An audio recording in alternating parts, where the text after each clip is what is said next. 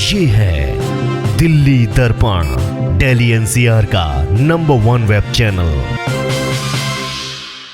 सरकार अब private publishers की किताबों को हटाकर सभी स्कूलों में केवल एनसीईआरटी की किताबें ही कंपलसरी करने जा रही है। सरकार की इस मंशा से देश भर के शिक्षाविदों, लेखकों और प्रकाशकों के साथ साथ अभिभावकों के बीच गहन चिंता और चर्चा का बाजार गर्म होता दिख रहा है। इन चर्चाओं और चिंताओं में दिल्ली दर्पण टीवी भी अपनी स्पेशल सीरीज के साथ शामिल है।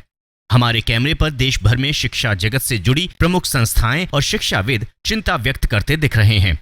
एनसीईआरटी क्या इस चुनौती को पूरा कर पाएगी? सबके जहन में यही सवाल है।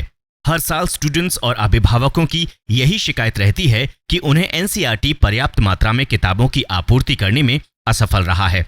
ऐसे में ये सभी स्कूलों में किताबों की आपूर्ति कैसे कर पाएगा? एज ए टीचर मैं ये सोचता हूँ कि जब हम एक ऐसा करिकुलम फ्रेमवर्क जो सीबीएसई ने हमें, एनसीईआरटी ने हमें जो दिया है, एनसीईआरटी ने जब बुक्स वो फ्रेम करी हैं, हम इतने सालों से उन्हें देख रहे हैं, वो एक एवरेज चाइल्ड और एक जस्ट अबव एवरेज चाइल्ड के हिसाब से बनी हुई है।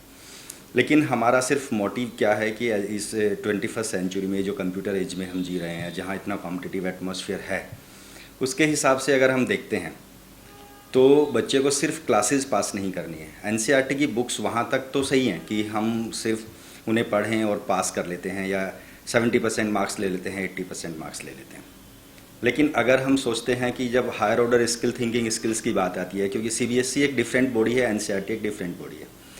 सीबीएसई एग्ज़ाम कंडक्ट कराती है और एग्ज़ाम कंडक्ट कराने में वो यही कहते हैं कि 70% syllabus will be from NCERT only, but जो बचा हुआ 30% सिलेबस है वो एनसीईआरटी के ऊपर पूछा जाएगा, जिसको वो होट्स के जरिए हमें बता रहे हैं।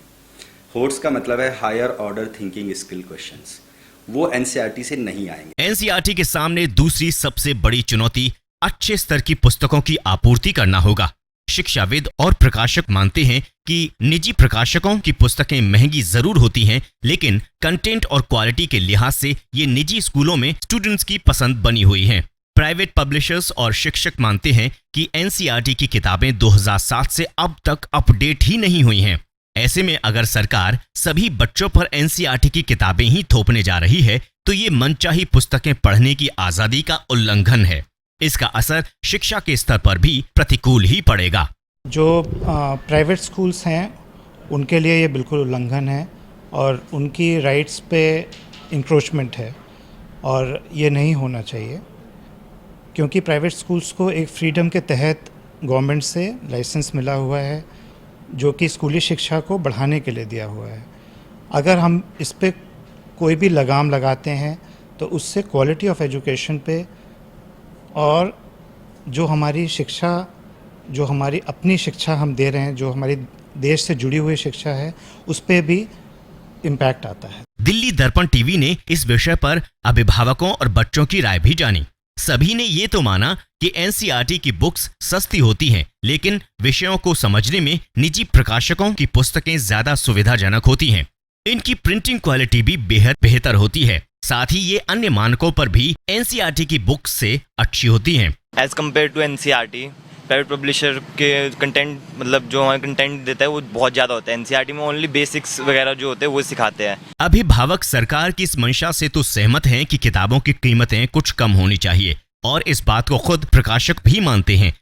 लेकिन सरकार जिस तरह से आनन फानन में ये फैसला लेने जा रही है, ये चिंता और चर्चा का विषय तो है ही, साथ ही चौंकाने वाला भी है कि आखिर सरकार इतनी हड़बड़ी में क्यों है। शिक्षा जगत से जुड़े बुद्धिजीवी और बिजनेसमैन तो सरकार को सलाह तक दे रहे हैं कि वो एनसीईआरटी और निजी प्रकाशकों के बीच प्रतिस्पर्धा यानी कंपटीशन पैदा करें।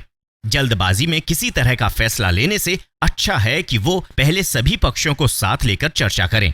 कहीं ऐसा ना हो कि इस फैसले से लाखों लोगों की रोजी के साथ साथ शिक्षा के स्तर पर भी संकट आ जाए। ब्यूरो रिपोर्ट, दिल्ली दर्पण टीवी। ये है दिल्ली दर्पण, दिल्ली एनसीआर का नंबर 1 वेब चैनल।